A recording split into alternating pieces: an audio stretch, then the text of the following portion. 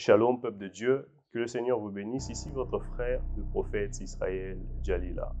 J'aime le prophétique et je crois en la prophétie du prophète Joël dans la Bible qui dit qu'au dernier temps, le Seigneur répandra son esprit sur toute chair et les jeunes gens seront prophètes. Par la grâce de Dieu, j'ai eu un parcours exceptionnel, extraordinaire. Le Seigneur a fait que très tôt dans ma vie, à l'âge de 9 ans, j'ai commencé à fréquenter des prophètes.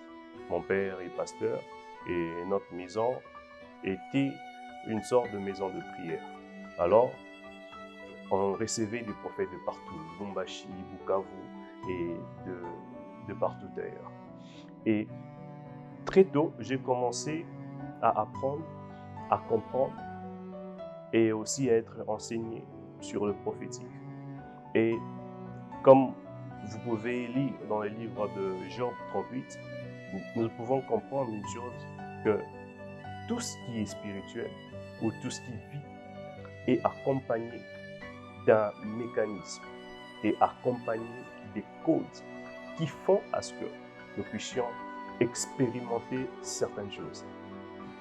C'est ainsi que même dans le prophétique, il y a tout un processus de choses, il y a tout un code qui peut faire à ce que vous puissiez comprendre le prophétique.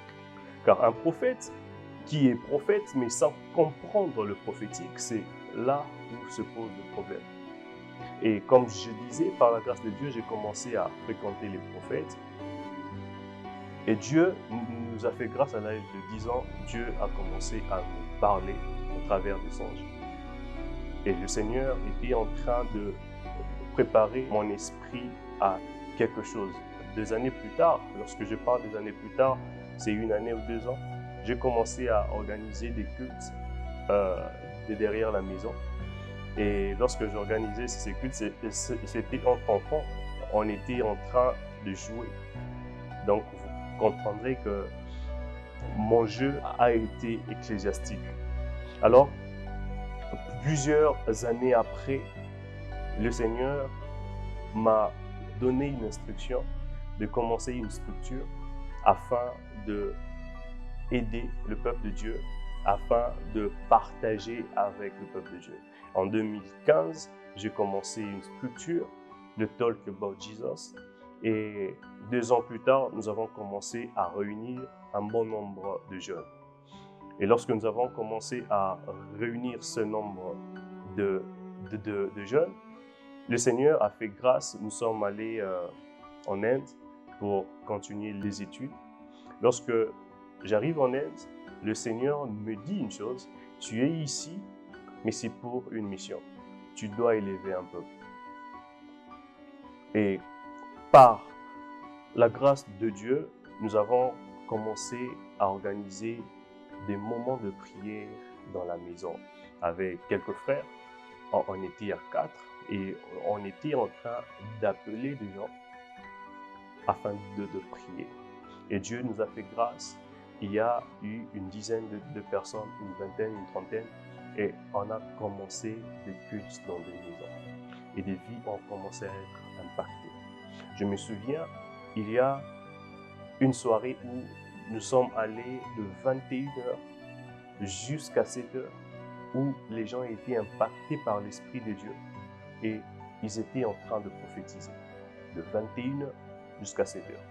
Le Seigneur m'a dit, il est temps de quitter les maisons et de rassembler un bon nombre de gens encore.